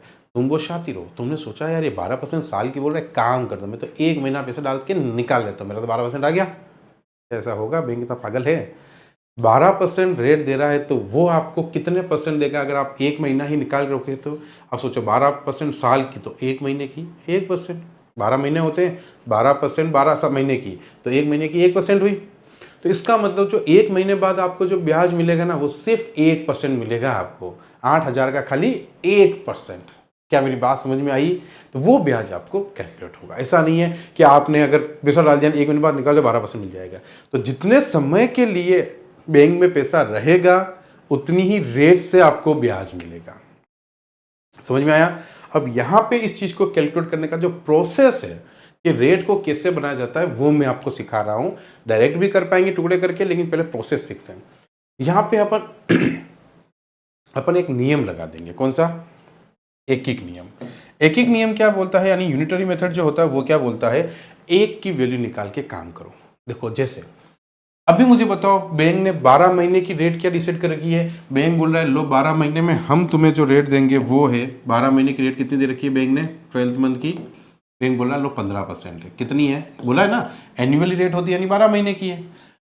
हमने बोला एक ही नियम क्या बोलता है, यहाँ पे बोलता है कि यार एक की वैल्यू बनाओ, 1 मंथ की वैल्यू बनाओ, यानी कि एक यूनिटरी मेथड क्या बोलता है कि 1 की वैल्यू बनाओ। यूनिटरी मेथड होता है उसमें क्या करते हैं, हम 1 की वैल्यू निकालते हैं। यूनिटरी मेथड में ये जो भी इसकी वैल्यू को हम क्या करेंगे नीचे, क्यों, समझो मुझे 1 मंथ बनाने के लिए 12 का भाग इधर भी देना पड़ा होगा, 12 का भाग इधर भी देना पड़ेगा, तभी तो 12 से 12 वापस कट के ये वही आएगी वैल्यू। तो 12 का भाग इधर भी दिया, 12 का भाग फिर इधर भी देना पड़ा। तो आप तो ऐसे याद रखना इस मेथड को, वैसे हम सीख चुके हैं पहले, नया कुछ है नहीं, ये पहले आता है हमें।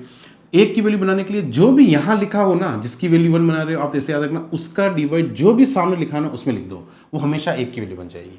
अब 1 महीने की रेट कितनी परसेंट आ गई, 15/12। अब आपके भाई साहब कितने महीने बाद ब्याज मांग रहे हैं, ये भाई साहब क्या बोल रहे हैं, हमें तो 2 साल 4 महीने के बाद ब्याज दो। तो बैंक जो होगा उसको बोलेगा ले तू 4 महीने की रेट जो तेरी बनेगी हम उस हिसाब से ब्याज देंगे तेरे को, जो भी तेरा पैसा है उस पर जो ब्याज मिलने वाला है। अच्छा पहले इस 2 साल का पूरा कंप्लीट किया ही था हमने, इसको तो कंप्लीट कर लें। ये आपको इसके मूलधन पे मिल गया, ये आपको मूलधन पे मिल गया, पर इस साल जो रेट है, रेट के अंत में इस पर भी तो ब्याज मिलना बाकी है, तो ये तो हम कर लें एक बार। 1200 का कितना परसेंट बेटा, 15%। ये भी तो मिलता है ना। ये तो पहले साल का ब्याज था, पर यहाँ जब ब्याज मिलेगा तो इसका तो मिलता ही मिलता चक्रवृद्धि ब्याज में, इसका भी तो 15% मिलेगा, क्योंकि यहाँ तो रेट पूरी है ना इस साल के एंड में। तो यहाँ पे 15% कितना हो गया, 12 पंजे 15 इंटू 60 180, 15 इंटू 12 तो ये 180 रुपये आपको और मिल रहा है ना। 15 इंटू, देखो 15 आपको नहीं आज समझ में ऐसे करना, देखो 15 इंटू 10 कर दो 150 और 15 इंटू 2 कर दो 30, तो प्लस 30, तो 150 प्लस 30 कितना हो गया 180। ये सब चीज़ें धीरे धीरे वो सिखाएंगे, पर पहले आप इसको बेस मौजूद करो, ये तो आप पहाड़े याद होंगे धीरे धीरे से हो जाएगा। यहाँ तक हो गया। अब देखना ये इसका काम हो गया था, ये मेरे को ध्यान नहीं रहा, मैंने लिखना भूल गया, ठीक है। तो यहाँ तक का काम हो गया, 2 साल तक का ये खेल हो गया, यानी 1 साल के अंत में ये ब्याज और ये ब्याज आपके 2 साल के अंत में हो गया। अब तीसरे साल की बात करते हैं, यहाँ पे आपको नई चीज़ तो यहाँ सीखनी है। तीसरे साल में हुआ क्या, पूरा साल नहीं कंप्लीट हो गया, सिर्फ कितने महीने कंप्लीट हुए, 4 महीने कंप्लीट हुए। तो बैंक ने क्या बोला, 4 महीने हुए, तो एक काम कर, तो 4 महीने की रेट ले। अब 4 महीने की रेट मैंने क्या बोला, जैसे 1 महीने की रेट ये है, तो इस 1 महीने को 4 बनाना है तो 4 से गुणा करूंगा मैं, 1 महीने को 4 बनाना तो किससे गुणा करूंगा, 4 से गुणा करूंगा। और ये जो रेट आएगी 4 तारीख 12, 3 पंजे 15, तो ये 4 महीने की रेट आपको कितने % मिली बेटा, आप 15। यानी इस बार जो कोई भी गणना होगी, इस साल जो कोई भी गणना होगी, यानी 4 महीने बाद जो भी गणना होगी वो किस रेट से होगी, चाहे वो मूलधन की गणना हो, चाहे ब्याज की गणना, कितना भी पैसा पुराना होगा, पर इस साल के अंत में जो हमें रेट ऑफ इंटरेस्ट मिलेगी वो कितना % मिलेगी, 5%। यानी इस बार हमें ये 1200 रुपये नहीं मिलने वाले। अगर ये 1200 रुपये मिलते हैं तो 15% है 8000 का, तो इसको मजा आ जाता, 4 महीने के बाद भी 1200 रुपये मिल जाते। तो इस बार आपको कितनी % मिलेगी बच्चों, ये वाली मिलेगी। तो थोड़ी मैं यहाँ जगह खाली कर देता हूँ, ठीक है, आपको यहाँ लिखने के लिए और समझने के लिए थोड़ा सा ऐसा काटा पसंद लगे। देखो इधर, तो यहाँ देखते हैं बच्चों क्या मिलती है 4% रेट हमें, देखो तो 5%, यानी इसका अगर अब मैं बात करूँ, सबसे पहले 8000 रुपये का मिलेगा, यहाँ 8000 रुपये का कितना % मिलेगा, 5% मिलेगा। तो इस 8000 का 5% सबसे पहले निकाल देंगे, 8 पंजे 40, तो यहाँ पे सबसे पहले कितने रुपये मिलने वाले, 400 रुपये मिलने।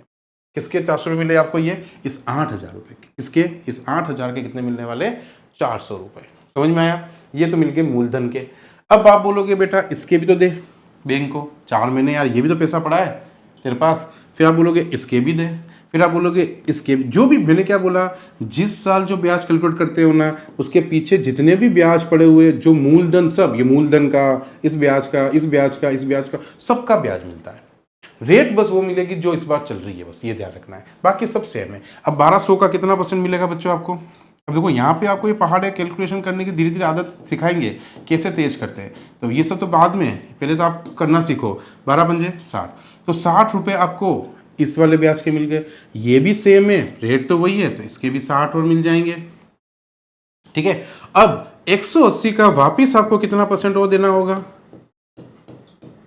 5% और देना पड़ेगा।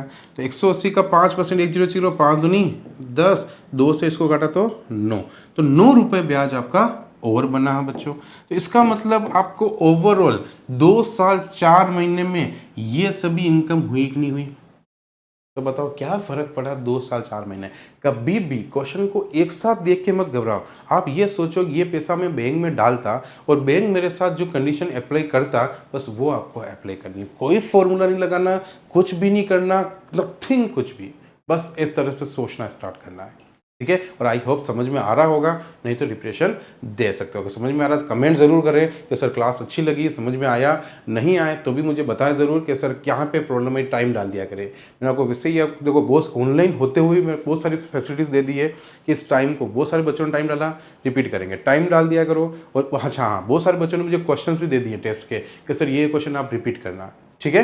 तो वो क्वेश्चंस भी मैं क्या करूँगा, रिपीट करूँगा, मैं लिख लिए हैं सारे, उसकी मैं स्लाइड बना दूंगा और आपको बहुत जल्दी उसका सॉल्यूशन दे दूंगा। थोड़े और बच्चे को डाल दें, क्योंकि लगभग 10 से क्वेश्चन तो हो जाए, फिर ही करें, ज़्यादा अच्छा रहेगा। 10 क्वेश्चन अभी तक हुए नहीं है, कुछ ही डाउट्स आए अभी तक, ज़्यादा आए नहीं है। इसका मतलब बहुत अच्छी बात है कि टेस्ट में ज़्यादा डाउट नहीं निकले हैं, है ना। अच्छे लेवल के पेपर जो आगे देखे होंगे आपने, लोग के फ्री वाले तो ठीक थे, स्टार्टिंग में इजी था, लोग के बाद थोड़े से अच्छे लेवल के, क्योंकि जैसा मैंने क्या बोला, जिस लेवल का आज पढ़ा है उसी लेवल का मिलेगा, सिंपल सी बात। जो जिस दिन टफ लेवल पढ़ा है उस दिन टफ क्वेश्चन आएंगे, सिंपल सी बात है।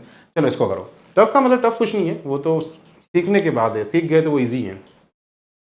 तो डाउट ज़्यादा आए नहीं है, 3-4 डाउट ही आए हैं, तो वो अभी तक थोड़ा ज़्यादा हो जाए फिर सॉल्व करेंगे। तो अब क्वेश्चन ने क्या पूछा है, चक्रवर्ती ब्याज ज्ञात कीजिए। अब चक्रवर्ती ब्याज कितना हो बच्चों, 1200, 1200, 180, 400, 60, 60, 9, इन सबको जोड़ना है। तो 12 दूनी 24, 2400, 400, 2800, ठीक है। 2800 देखो 180, 120 और 180 कितने को देखो 100 और 120 है तो 10 में दे 200, 300, 309,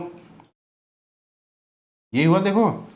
12 12 24, 24 4 28, 180 और 60 और 60 कितना होता है 120, 120 और 180 कितना होगा 300 और 309, 309, तो ये कुल कितना हो गया 9 0 8 और 3 11 और ये 3109 कहीं कहीं ऑप्शन में आपके होगा, तो 3109 ये रहा बी ऑप्शन।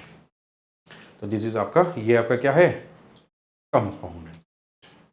सिंपल इंटरेस्ट होता तो बच्चों, ये क्वेश्चन सिंपल इंटरेस्ट का होता तो आप बोलते हैं सर ये सब छोड़ दो, मूलधन पे जो जो मिला है खाली रेट सब कुछ वही रहेगा। मेरी बात समझो, चक्रवृद्धि ब्याज साधारण ब्याज में सिर्फ नीचे वाली चीज का अंतर है, रेट वेट सब कुछ वही बनेगी क्योंकि 4 महीने की रेट वो भी तो यही करेगा। तो ये और ये यानी 1200 और 4 2800 रुपये आपका क्या होता है। अभी देखो क्वेश्चन क्या क्या बोल सकता है, साधारण ब्याज चक्रवृद्धि ब्याज का अंतर क्या होगा, इसी क्वेश्चन से बहुत सारे क्वेश्चन बहुत सारे बनते हैं। अंतर क्या होता तो आप बोलते 180 160 या 309 रुपये का अंतर है। और वो बोलता है दूसरे साल और पहले साल का अंतर कितना है तो 160, कुछ भी लैंग्वेज लिख सकता है लास्ट में 180 है। वो बोलता है तीसरे साल इसका क्या, इसमें से इसको माइनस कर देते हैं। चीज़ों को समझो आप, क्वेश्चन कुछ भी बनाए, डेटा आपके सामने होगा, आंसर आपको उसमें से सॉल्व करके देना है और जैसे जैसे क्वेश्चन आएगा जैसे आपको समझ में आता जाएगा। आई होप आपको समझ में आ गया होगा, नहीं भी आया हो तो एक बार और रिपीट कर लो, मेरे को बहुत अच्छे से दिमाग में सेट हो जाएगा। टाइम ही तो लग रहा है, टाइम की कीमत तो मिलेगी अगर दोगे तो, ठीक है। चलो, जल्दबाजी कभी नहीं करनी, मैं कह रहा हूँ कम पढ़ो, कम समझ में आया धीरे पढ़ो, कोई बात नहीं रिपीट करो, लेकिन उसको पढ़ो अच्छे से। यूँ नहीं जल्दी जल्दी 1 घंटा मुझे लेक्चर खत्म करना है, ऐसे मत रखो बेटा। मेरे को ये सबसे गंदी आदत लगती है कि बस जल्दी जल्दी कुछ भी करा दो, हमें क्वेश्चन बहुत सारे करा दो, जल्दी जल्दी करा दो, नहीं, कम पढ़ो, परफेक्ट पढ़ो, सारा कल इस पर कभी प्रॉब्लम नहीं आया ऐसा पढ़ लो, ठीक है। चलो नेक्स्ट क्वेश्चन की तरफ बढ़ते हैं। नेक्स्ट क्वेश्चन क्या कह रहा है एक बार आप देख लीजिए अच्छे से, इसमें क्या चीज़ नहीं है क्या है इसको देखो। अच्छा, इस क्वेश्चन को सबसे पहले समझते हैं, बैंक में पैसा कितना डालना, एक एक काम देखो, टाइम एंड वर्क में जैसे सिखाया, सबसे पहला काम देखो, मैं कितना इजी बताता हूँ। सबसे पहला काम टाइम एंड वर्क में क्या था, जितने भी काम हैं उन सबका एलसीएम काम पता करो, सेम काम सबसे पहले पैसा बैंक में डाल दो। जिन क्वेश्चन में पैसा अगर दे रखा है मूलधन, तो चलिए देखो क्या क्या दे रखा है, मूलधन दे रखी है, दर दे रखी है, समय दे रखा है, 3 चीज़ दे रखी है, तो सबसे पहले तो बैंक में पैसा फिट कर दो। तो 5860 रुपये तो गए आपके बैंक में। अब कैसे बैंक इसका ब्याज देगा वो सब हम आगे कहानी देखते हैं, कितने समय के लिए और कितनी रेट है और शर्त कोई है तो नहीं देखते हैं। तो आप 5000 10% की रेट है, एक बार एक एक चीज देखते जाओ। चक्रवृद्धि ब्याज की दर है 1.5 वर्ष के। अच्छा, ये भी चीज अगर आप चाहो ना तो एक बार जैसे जैसे पढ़ रहे हो तो मूलधन जैसे लिख दिया साइड में, तो वापिस देखना नहीं पड़े क्वेश्चन, फिर आपने दर पढ़ते गए लिखते गए शॉर्ट में, समय 1.5 वर्ष, ये दर, ये समय और ये आपका मूलधन, ये लिख लिया। अब आगे आपने देखा यदि ब्याज की शर्त क्या है, अब ये शर्त आ गई, क्या आई शर्त, क्या आई अर्धवार्षिक, अर्धवार्षिक। अब जैसे ही ब्याज की शर्त हाफ ईयरली आई, क्या आई हाफ ईयरली आई, तो आपका दिमाग खनका और आपने बोला क्या ये पैसा 1.5 साल के लिए उधार दिया जा रहा है और ब्याज की गणना कितनी बार करनी पड़ेगी, इसका मतलब हमें अब बहुत सारे बच्चों को तो समझ में आ गया होगा। और कितनी बार गणना करनी पड़ेगी बच्चों, तो आप बोलोगे सर ब्याज की जो गणना होगी वो कितनी बार, 3 बार। कितनी बार, 3 बार। क्यों होगी 3 बार, आप खुद बताओ। 1 साल के 6 महीने के 2 टुकड़े और आधा साल वैसे ही बोल रहा है, तो 1 साल 1.5 साल का मतलब क्या होता है 6 महीने के 3 टुकड़े, तो 3 बार क्या होगी आपकी ब्याज की गणना होगी। अब बात यह आती है, यहाँ पे समझने की बात यह आती है कि एक बैंक है, ठीक है, उसने बोला हम रेट क्या देते हैं 10%, रेट क्या दे बोल, बैंक ने क्या बोला हम 10% की रेट देंगे, पर ये रेट कौन सी होती है, एन्युअली होती है, वार्षिक होती है। पर आपको बोल रहे हो आपकी शर्त जो है वो 6 महीने की है, तो मुझे बताओ बैंक हर 6 महीने में 10% दे देगा क्या ब्याज, तो फिर मतलब क्या हुआ, साल की रेट बोलता ना 6 महीने की रेट है 10%, साल की रेट तो 12% हो गई 6 महीने के हिसाब से। तो 6 महीने की रेट नहीं है, 12 महीने की रेट 10% है। पर ब्याज की कैलकुलेशन जब भी होगी, जितने महीने बाद होगी, आपको रेट ऑफ इंटरेस्ट उतनी मिलती है। रियल लाइफ में जो होता है वो यहाँ पे भी वही होगा। तो आप समझो आपकी वही वाला, मैंने क्या बोला, जब भी रेट को तोड़नी पड़ जाए, आपको रेट भले साल की दे रखी, कुछ नहीं लिखा हो तो भी साल की है, रेट को जब भी तोड़नी पड़े तो आप सिंपल सा दिमाग में कॉन्सेप्ट भी नहीं आ रहा है तो एक बार ये 12 महीने की रेट कितनी 10%, 1 महीने देखो ये डायरेक्ट भी कर सकते हो, आधा ही करना है तो आधी रेट कर दो, लेकिन मैं आपको प्रोसेस समझा रहा हूँ। 10/12%। और अगर आपको कितने महीने की चाहिए, कितनी बार की, सॉरी कितने महीने पे है, शर्त क्या है, अर्धवार्षिक, और अर्धवार्षिक मतलब हर 6 महीने की रेट चाहिए। तो 6 महीने की रेट चाहिए, तो बताओ ये ऐसे पूरा प्रोसेस तो यही है। और अगर आप इसको सोचो तो आप सीधा सोच सकते थे 12 महीने की अगर 10% है तो 6 महीने की, सर सिंपल सी बात है, महीने आते हो तो रेट भी आधी होगी 6%। पर मैं एक कॉन्सेप्ट सिखा रहा हूँ कि ऐसे करते हैं, क्योंकि अभी तो आपके 10% है और ये बात 6 महीने, थोड़ी देर बाद अगर 5 महीने कर देता या कुछ 2 महीने कर देता या कुछ 7 महीने कर देता तो प्रोसेस तो आना चाहिए ना, ये प्रोसेस है।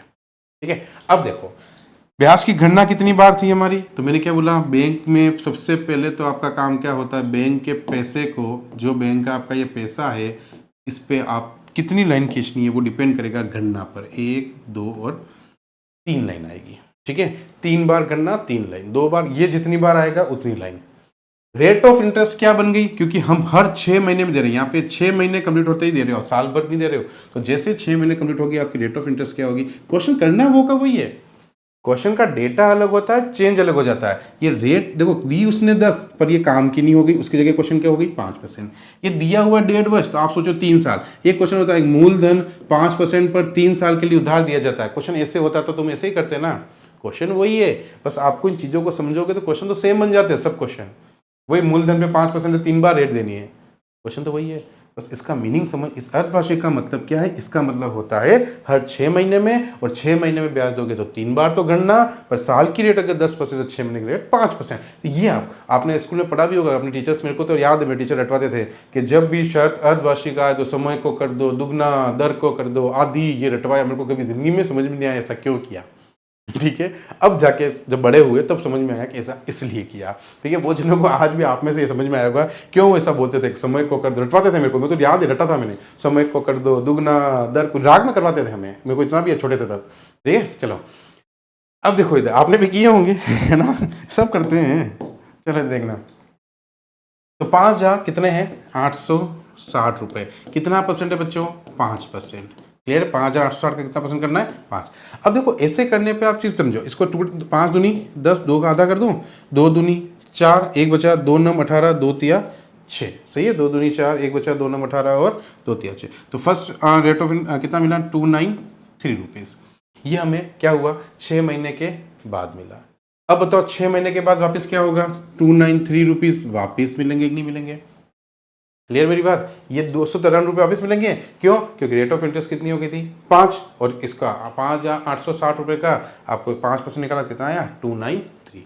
अब ये 293 तो वापस, क्योंकि देखो हर 6 महीने के बाद पैसा मिला तो रेट तो 5% ही है, तो वापस 5% से इस पे तो यही मिलेगा। पर होता क्या है, जो चक्रवर्ती ब्याज होता है उस पर वापिस कितना परसेंट मिलता है बच्चों, 5% मिलता है, ये सुनो मिलता है। अब ये जो 5% अगली बार आपको मिला है, अच्छा आपको पीडीएफ मिल रही होगी ना ऐप पर, ठीक है, वो पीडीएफ भी, ये सब जो लिख रहा हूँ मैं नोट्स, ये है ना, ये सब कुछ आपको वहाँ पे ऐप पे मिल जाएगा। अच्छा एक चीज़ मैं आपको अभी और बोल ही देता हूँ, याद आ गई, अभी आप टेस्ट परचेज नहीं कर रहे, जिसको लग रहा है कि 199 रुपये ज़्यादा है और 999 की जगह 199 किया, तो एग्जैक्टली 999 इसलिए रेट है वो।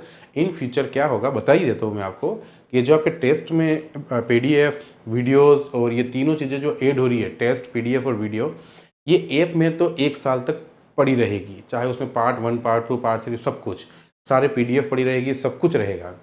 लेकिन यूट्यूब पे कितने टाइम बाद कौन से पार्ट रहेंगे नहीं रहेंगे ये मैं आज आपको नहीं बता सकता, क्योंकि अभी नया चैनल है, सब कुछ यूट्यूब पे, तो कभी तुम भी सोच सकते हो, कोई भी टीचर, मैं हूँ या कोई भी हो, सब कुछ यूट्यूब पे कभी नहीं स्टोर रह सकता है। ठीक है, उसके कुछ न कुछ पार्ट तो हटेंगे, पर ऐप पर अगर आप अभी परचेस कर लेते हो तो उसकी रेट 199 रुपीज़ ही रहेगी। लेकिन इन फ्यूचर जब वीडियोस बढ़ जाएंगे 1 महीने बाद 2 महीने बाद, जब वहाँ रेट चेंज हो गई, क्योंकि मैंने बोला था एप्लीकेशन में मेरे कुछ पार्टनर है, और जो मेरे पार्टनर है वो कभी भी, अभी भी ये 199 मैंने करवाया था, उन्होंने बोला रेंद्र सर कोई बात नहीं, इनिशियल में नहीं खरीदेंगे, कोई बात नहीं, जब खरीदेंगे तब खरीदेंगे, है ना, क्योंकि देखो हमेशा एक चीज़ की वैल्यू, अब जब है ना वो पैसे जब आप 999 रुपये दे के या उसकी 1999 जो भी रेट होगी वीडियो के साथ, उस समय जो आप खरीदोगे ना, तब से बताओ ना, वैल्यू उस समय आप करोगे, आपकी नहीं, जो भी करेगा नया बच्चा होगा उसको उस समय वैल्यू ज़्यादा होगी, क्योंकि वो पैसे दे के वीडियो भी देख रहा है और टेस्ट भी देख रहा है। तो मैं आपको अभी से ही बोल रहा हूँ, ये बात विश्वास रखो, आपके लिए बहुत मिनिमम कॉस्ट है वीडियो एंड इसकी,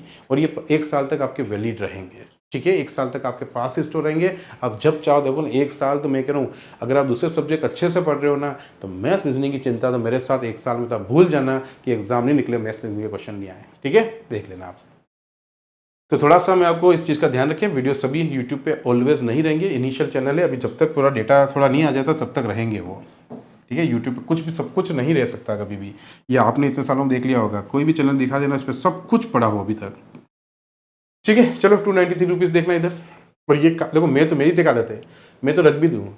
मेरे को तो ऑफ़लाइन वाले बच्चे जानते हैं मैं कैसा हूँ, ठीक है? लेकिन मेरे पार्टनर्स तो भी तो हैं, वो ये अकेला बनाना अभी इनिशियल में मेरे बस की बात नहीं थी, ठीक है? ऐसा, क्योंकि बहुत कॉस्टली होती है, ठीक है? इसलिए अभी मैंने कुछ एक पार्टनर है और साथ में कोई नहीं है, ठीक है? लेकिन इन्हीं को मिनिमली यार, कितना मिनिमम कॉस्ट रखी है यार। ₹199 क्या होता है यार? मैं तो ये सोचता हूँ ₹199 में इतना सोचना, मेरे को मैसेज करना कि सर ₹199 दोनों की है क्या? अरे 199 ही है वो, 1999 यार, 19,000 नहीं है, ठीक है? थोड़ा सा पढ़ो उसको, 199 क्या होता है? तुम खुद पूछना अपने आप को। चाहे आप कितनी भी देखो, फाइनेंशियल कंडीशन इतनी खराब ही किसकी नहीं होती है, जो एक मोबाइल में डेटा डाल के, मोबाइल में डेटा के रिचार्ज भी कराते हो 6 महीने का, उसमें वो ₹600 का रिचार्ज करा देता है, उसको लग रहा है कि मेरी कंडीशन अच्छी नहीं है। ये तो मैं मान ही नहीं सकता। ₹199 किसकी कंडीशन खराब नहीं हो सकती है। आप लेना है नहीं लेना वो आपकी इच्छा है, ठीक है? आप कहीं से भी करो, बट ये कमेंट मत करा करो सर 199, मुझे अच्छा नहीं लगता है। फिर मुझे लगता है क्या मैं बच्चों के साथ ऐसा कर रहा हूँ, क्या ज़्यादा पैसे ले रहा हूँ क्या? अच्छी फील नहीं आती है बस, ठीक है ना? इतने ज़्यादा मैंने बहुत कम करवा दिए आपके लिए, क्योंकि मुझे पता था कि यार बच्चों के प्रॉब्लम हो सकती है ना? इसलिए इतना मत मेरे को मैसेज मत करो, मत खरीदना, मत खरीदो ना, मैं क्या कह रहा हूँ? आप मत खरीदो, आप कहीं से टेस्ट दो। मैं तो ये चाह रहा हूँ बस टेस्ट दो, मॉक टेस्ट दो, पैसे की बात नहीं है यहाँ पे कुछ, मॉक टेस्ट दो। बस मैं ये चाह रहा हूँ, मेरे पढ़ने के बाद टेस्ट ज़रूर दो, तो ही आपको समझ में आएगा। बाकी तो मैथ्स इतने सालों से पढ़ते हुए आ रहे हो, कभी समझ में नहीं आई। सीखना है तो टेस्ट तो देना पड़ेगा बेटा, और आदत तो बनानी पड़ेगी। नंबर कम आना और नंबर को नहीं दिखाना तो मुझे बोल दो, मैं नहीं दिखाऊंगा, टेस्ट तो दो। 0 नंबर आने दो, कौन देख रहा? मैं नहीं देखूंगा, दूसरे नहीं देखेंगे, ठीक है? चलो देखो ये कितना बेटा परसेंट है बेटा? 5। अब इसका मुझे 5% निकालना है। ये 5% मैंने निकाला, ठीक है? अब देखो वही, अगर मैं इसको छोटा करूं, देखो एक बात समझना, कभी भी अगर आप इसको काटोगे तो इसके बाद जो ये पूरा कट रहा है क्या, नहीं ना, तो आप कभी भी है ना जीरो जब तक मत काटो जब तक कि वो पूरा ऊपर। जैसे यहाँ पे मैंने क्यों काट लिया था, क्योंकि ये 2 से वापस कट रहा था। यहाँ पे मैं अगर 5 से काटूंगा 20 बचेगा, और 20 से ये 2 से काटूंगा, मतलब 2 से कटेगा नहीं और ये भी कटेगा नहीं, इसलिए मैंने क्या किया, जीरो को पढ़ा रहने दो। इससे फायदा क्या होगा समझो, 5 से इसको गुणा कर दो, 5 से 15, 9 5 45 46, 5 2 10 हो जा 14, 1465 आया। अब नीचे कितना है, 100 है। अब आपको पता है सूरज बचपन से पढ़ा है, 2 जीरो देखते ही 2 संख्या से पहले पॉइंट, तो ये आपको जल्दी हो जाएगा। मतलब जीरोस को काटो मत, इंटू कर लो और ये लगा लो। तो बताओ इसका ब्याज कितना बना, 14। और पॉइंट देके घबराना नहीं, कोई खास बात थोड़ी है। गुना करके 2 संख्या देके पॉइंट लगा, लिखना ही तो है, इसको डरना क्यों? ठीक है, सब धीरे धीरे सब डर निकाल देंगे बाहर।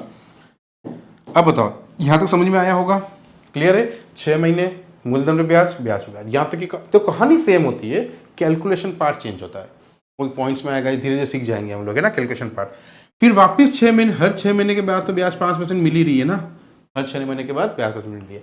वापिस बताओ, 293 रुपीज़ वापिस मिलेगा। इसका एक बार आप कैलकुलेट कर चुके हैं तो 14.65 वापिस यही मिलेगा। इसका भी देखो, इसका मिल गया 14.65 वापिस, इसका मिल गया 14.65, हर ब्याज का मिलेगा जो पीछे है। अब 14.65 जो रुपए थे आपके ये वाले, इस पे वापस कितना ब्याज मिलेगा, क्यों? इस वाले 14.65 पे यहां पे जाके ब्याज मिलेगा।